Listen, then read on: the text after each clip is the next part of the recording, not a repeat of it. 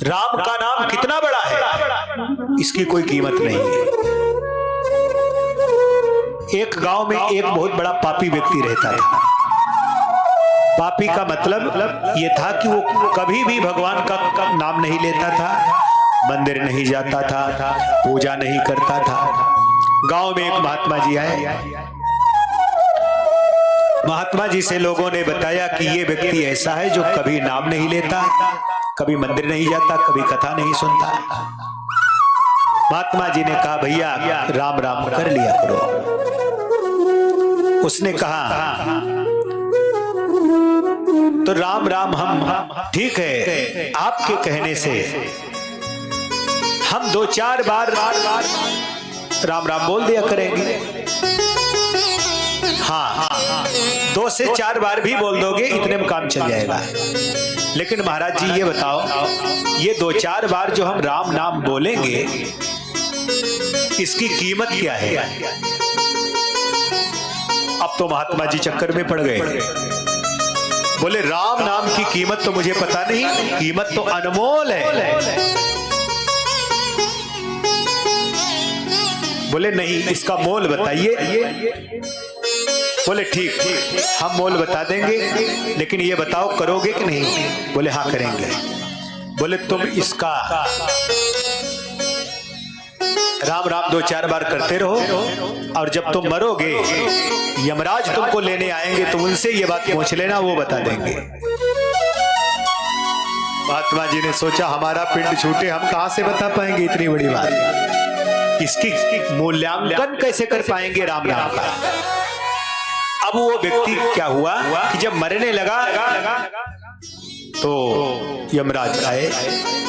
यमराज ने कहा देखो तूने जीवन भर कोई पुण्य नहीं किया है, केवल 2 से 4 बार राम राम बोला है। अब तुम बताओ 2-4 बार राम राम बोलने का फल ये है कि तुमको केवल 1 दिन स्वर्ग का सुख मिलेगा, बाकी नरक ही नरक है। तो उसने कहा अब तुम बताओ 1 दिन स्वर्ग जाना चाहोगे पहले या बाद में नरक जाना चाहोगे, या पहले नरक भोगना चाहते हो बाद में 1 दिन का सुख लेना चाहते हो? बोले तुम मेरे प्रश्न का जवाब दे दो, मुझे तुम्हारी शर्त दोनों मंजूर है। बोले क्या? बोले हमने जो 2-4 बार राम राम बोला है इसकी कीमत क्या है?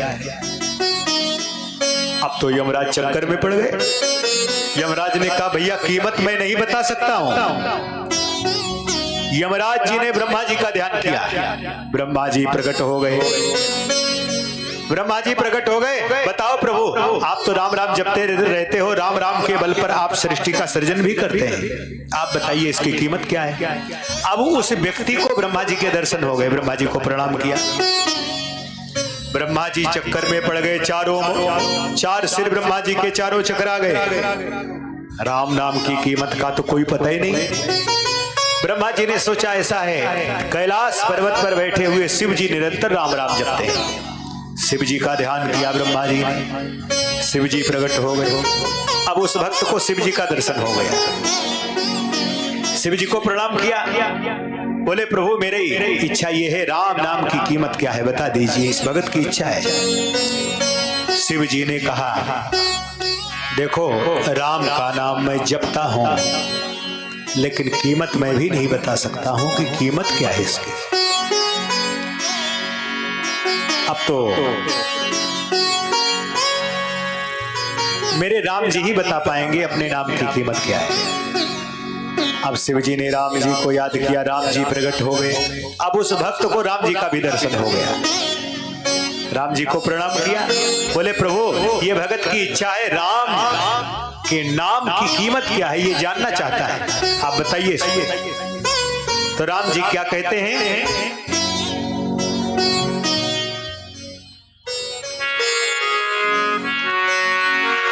राम न सकहि नाम गुण गाई, राम न सकहि नाम गुण गाई, राम न सकहि नाम गुण गाई।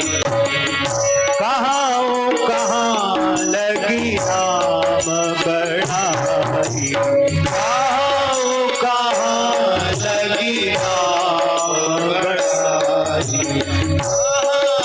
कहाँ लगी राम बढ़ाई, कहाँ लगी नाम बढ़ाई। अपने नाम की कीमत तो मैं भी नहीं बता सकता। अब राम जी ने अपने पूर्ण रूप का नारायण का ध्यान किया। नारायण चतुर्भुज रूप में प्रकट हो गए, सशंख चक्रम सकरीट कुंडलम सपीत वस्त्रम सरसीरुहिक्षणम सहार वक्षस्थल कौस्तुभश्रियम नमामि विष्णुम शिरसा चतुर्भुजम।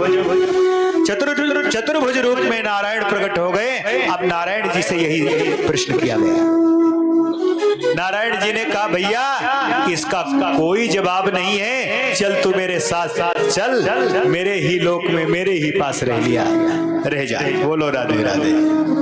नारायण के साथ में वो भक्त चला गया, इतना बड़ा पापी व्यक्ति। बोलो राधे राधे।